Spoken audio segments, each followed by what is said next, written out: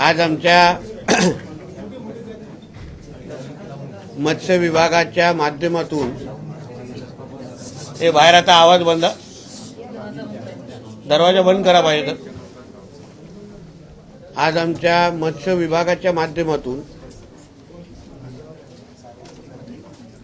आपल्या किनारपट्टीच्या भागावर 9 ठिकाणी ड्रोन प्रणालीचं उद्घाटन आत्ताच झालेलं आहे.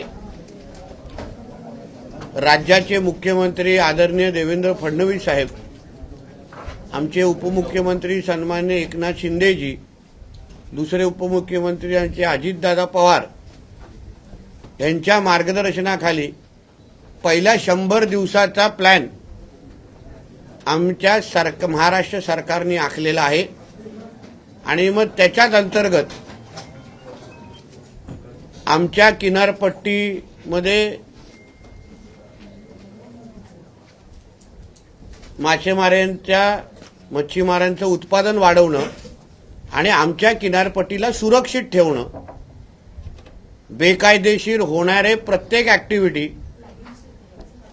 आणि राज्याबाहेरून येणारे ट्रॉलर आणि मोठ्या बोटी ज्यांच्यामुळे आमच्या स्थानिक मच्छीमारांचं नुकसान होतं, स्थानिक मच्छीमारांच्या उत्पादनामध्ये घट होतं आणि त्याचबरोबर कायदा आणि सुरक्षेचे पण प्रश्नचिन्ह निर्माण होतात. मी पहिल्या पत्रकार परिषदेमध्ये आपल्याला स्पष्ट केलेलं की आम्ही किनारपट्टीचा विकासाबरोबर सुरक्षा या 2 गोष्टीवर फार बारकाईने काम करणार आहोत. त्याच मार्गावर हे पहिलं पाऊल आम्ही लोकांनी टाकलेलं आहे. 9 ठिकाणी आता ड्रोन प्रणालीचं उद्घाटन झालेलं आहे. ड्रोन ऍक्टिव्ह झालेले आहेत. दिवसभराचा ऍक्टिव्हिटी हे ड्रोनच्या माध्यमातून इमेजेस असो किंवा काही व्हिडिओज असो आम्हा लोकांना त्या डिपार्टमेंट आणि विभागनीय उपलब्ध होतील. पोलीस खात्याच्या आम्ही संपर्कात आणि त्यांना बरोबर घेऊन ते ड्रोनचे इमेजेस शेअर केले जातील, आमच्याकडे शेअर होतील. किनारपट्टीवर केंद्र आणि राज्य सरकारचे काही नियम कायदे आहेत की बाबा 12 नॉटिकल माईल्सच्या आतमध्ये कोणी मासेमारी करावी, बाहेर कोणी मासेमारी करावी, एलईडीच्या संदर्भात एकंदरीत नियम लावलेले आहेत. एलईडी किनारपट्टीवर चालता कामा नये अशा पद्धतीचे नियम आहेत. अशा असंख्य जे नियम मत्स्य व्यवसायाला प्रोत्साहन देण्यासाठी आणि आमच्या मच्छीमारांना सुरक्षित ठेवण्याच्या दृष्टिकोनातून जे लावून दिलेले आहेत त्या सगळ्याची 100% अंमलबजावणी होण्याच्या दृष्टिकोनातून आज आम्ही हे पाऊल टाकलेलं आहे. आतापर्यंत आमच्या गस्ती नौका त्या पद्धतीने या सगळ्या ऍक्टिव्हिटीजवर, या सगळ्या एकंदरीत अवैध प्रयत्नांवर लक्ष ठेवायचे. पण आता हे पुढचं पाऊल आहे आणि मेक इन इंडियाच्या अंतर्गत आहे. जे आमच्या आदरणीय पंतप्रधानांनी मेक इन इंडियाला प्रोत्साहन देण्याच्या दृष्टिकोनातून जे प्रयत्न चालवले आहेत, ही आपल्या हक्काची भारतातली, महाराष्ट्रातली कंपनी आहे. मेक इन इंडियाच्या अंतर्गत हे सगळे ड्रोन आम्हाला उपलब्ध केलेले आहेत. आता या ड्रोन्सच्या माध्यमातून आमची किनारपट्टी सुरक्षित राहील. प्रत्येक गोष्टीची माहिती आमच्यापर्यंत येईल, पुरावे आमच्याकडे येतील. हवेत कुठलाही अधिकारी कुठलीही माहिती जी अधिकाऱ्यांच्या टेबलवर येईल ते पुरावे सकट येईल, इमेजेस सकट येईल. म्हणून ह्या पद्धतीने आम्ही आमची किनारपट्टी सुरक्षित ठेवू शकू. किनारपट्टीमध्ये आमच्या मच्छीमारांचं हक्काचं उत्पादन कोणीही हिरावून घेता कामा नये ह्या दृष्टिकोनातून हा प्रयत्न निश्चित पद्धतीने फायदेशीर ठरेल. आजपासून हा विषय आम्ही लोकांनी सुरू केलेला आहे. प्रयत्न हे आजपासून सुरू केलेला आहे. मला विश्वास आहे विभागनीय जिथे जिथे आता आमच्याबरोबर अधिकारी उपलब्ध होते, माझ्या मत्स्य खात्याचे सगळे आमचे अधिकारी, हे सगळे आम्ही एकत्र मिळून आमच्या राज्याला मत्स्य उत्पादनामध्ये जो गेल्या वर्षीमध्ये उत्पादन होतात ते ह्या सगळ्या प्रयत्नांमुळे निश्चित पद्धतीने वाढ होईल. आमच्या मच्छीमारांना सुरक्षित पद्धतीने त्यांचे सुरक्षित ठेवण्यामध्ये ह्या ड्रोन प्रणालीचा निश्चित पद्धतीने फायदा होईल.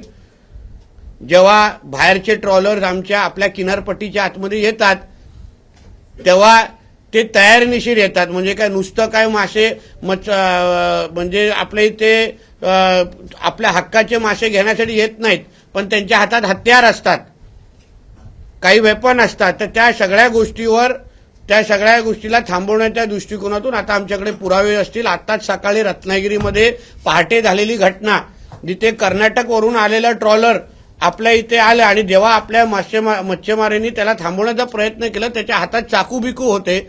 25 लोकांनी आपल्या 3-4 मासेमारांना म्हणजे अडकून टाकलं किंवा थांबवलं, हल्ला केला त्याच्यावर. मग आमच्या रत्नागिरी एसपीनी त्या गोष्टीवर कारवाई केली आणि लक्ष घातलेलं आहे. म्हणून या दृष्टिकोनातून कडकशी कडक कारवाई. आता जो काही कर्नाटकवरून ज्यांना आम्ही पकडलेला आहे, नुसतं काय आम्ही त्यांच्यावर फाईन मारत बसणार नाही, ती पण जास्तीत जास्त मारणार. पण चाकू हल्ला करण्याच्या दृष्टिकोनातून पण कलम मी पोलिसांना लावायला सांगितलेले आहेत, कारण तो अटेम्प्ट टू मर्डर आहे. म्हणून ह्या अशा पद्धतीचं किनारपट्टीवर वातावरण आम्ही लोक तयार करणार की आमच्या महाराष्ट्राच्या किनारपट्टीवर कुठले बाहेरचे लोक, बाहेरचे ट्रॉलर, बोटी येऊन नियम तोडण्याची हिंमत पण करू शकणार नाही. त्यांचे पाय कापतील, हात कापतील. अशा पद्धतीचं वातावरण आमच्या इथे तयार होईल. शेवटचा एक बाब आहे, गस्ती नौका संदर्भात पण आमच्या डिपार्टमेंटनी महत्वाचे निर्णय घेण्याचे ठरवलेले आहेत. आत्ताच्या काळात 720 याच्या पूर्ण किनारपट्टीवर फक्त 5 गस्ती नौका आहेत. मागणी पण फक्त 9ची होती, मी ती वाढवायला लावलेली आहे. त्याचबरोबर गस्ती नौका पण आता जशा वूडच्या आहेत, मागणी म्हणजे आता ऑर्डर फायबरचं झालेलं ते थांबून मी स्टीलच्या करायला लावलेल्या आहेत. कारण की समोरून येणारे जे ट्रॉलर असतात त्या महागड्या असतात, त्या स्टीलच्या असतात आणि आम्ही फायबरच्या घेऊन काय करणार. म्हणजे समोर AK-47 आणि आमच्या हातात पिस्तूल, अशा गोष्टी चालणार नाही. म्हणून आम्ही गस्ती नौका पण ज्या मागवणार आहोत त्या स्टीलच्या मागून, जेणेकरून आमचं म्हणजे जे काही कोस्टल सिक्युरिटीच्या दृष्टिकोनातून आमच्याकडे पण त्याच पद्धतीच्या साधन समृद्धी आणि आमच्याकडे पण त्याच पद्धतीचे इक्विपमेंट असले पाहिजे. या दृष्टिकोनातून आमचं डिपार्टमेंट पाऊल टाकतं आहे. म्हणजे स्टाफची भरती बोलतो ना, कारण पाण्याची पण भरती येते. असं आहे. आज हे जे डिपार्टमेंटमधून ही जी ऍक्टिव्हिटी आम्ही सुरू केलेली आहे, त्यासाठी लागणारे सगळे अधिकारी आम्ही आज उपलब्ध करून दिलेले आहेत. पण त्याच्यामध्ये मागणी आहे, म्हणून त्या दृष्टिकोनातून येणाऱ्या कालावधीमध्ये हे पूर्ण प्रयत्न आमचे 100% यशस्वी होण्याच्या दृष्टिकोनातून जेवढे हे लोकांनी स्टाफ आमच्याकडून मागतील त्याची जास्तीत जास्त भरती केली जाईल. आणि ह्या प्रयत्नाला किंवा ह्या पूर्ण ऍक्टिव्हिटीला 100% आम्ही अंमलबजावणी त्याची कशी करू शकतो, त्यासाठी लागणारे तज्ज्ञ त्याच्यावर भरती केली जाते. सर, एवढ्या मोठ्या किनारपट्टीला 9 ड्रोन हे पुरेसे आहेत का? आणि कंट्रोलिंग सिस्टम कसं असणार? इथं जर असेल तिथं कोण अधिकारी बसणार, कोण कंट्रोल करणार? ते फिशरीजचे सगळे अधिकारी ते कंट्रोल, ज्यांना ते ऍक्टिव्हिटीज कंट्रोल रूम मध्ये समजतात तशा लोकांवर लक्ष ठेवलेलं, जे आमच्या डिपार्टमेंटकडे माहिती फॉलो करणार आहे, म्हणजे माहिती देणार आहे. तसंच जे काही 9 विभागीय कार्यालय आज आम्ही आयडेंटिफाय केलेले आहेत, त्या इकडचे जे फिशरीजचे आमचे जे अधिकारी आहेत, त्याचबरोबर पोलीस खातं, हे दोघंही संलग्न राहून त्या ऍक्टिव्हिटीवर लक्ष ठेवणार आहेत. म्हणून आता लागणारी सगळी यंत्रणा सज्ज आहे. 9 आता ड्रोनची पण तुम्ही क्वालिटी बघितली, इमेजेसची क्वालिटी. माझी तुम्हाला विनंती, या झाल्यानंतर मुद्दामून आमच्या कंट्रोल रूममध्ये थोडा कॅमेरा फिरवा, तिथे तुम्हाला दिसेल की बाबा आपले इमेजेस अतिशय क्लिअर आहेत. आपल्या लोकांना ज्या पद्धतीने पुरावे जमा करायचे आहेत, कारण काय होतं, जो समोरच्या आता ह्याच्या अगोदर पारंपरिक काय व्हायचं की माल किती नेमकं घेतला, तो कुठून आला, या सगळ्याची माहितीच उपलब्ध राहायची नाही. आता ड्रोनच्यामुळे सगळ्याच्या सगळ्या गोष्टी फार बारकाईने लक्ष ठेवल्या जातील आणि लागले तर अजून ड्रोन मागू ना आम्ही. हे काय फक्त 9 वर कोण थांबणार नाहीये. ऍक्टिव्हिटी 9 वरून सुरू केलेली आहे. आता अजून लागतील तर अजून मागू.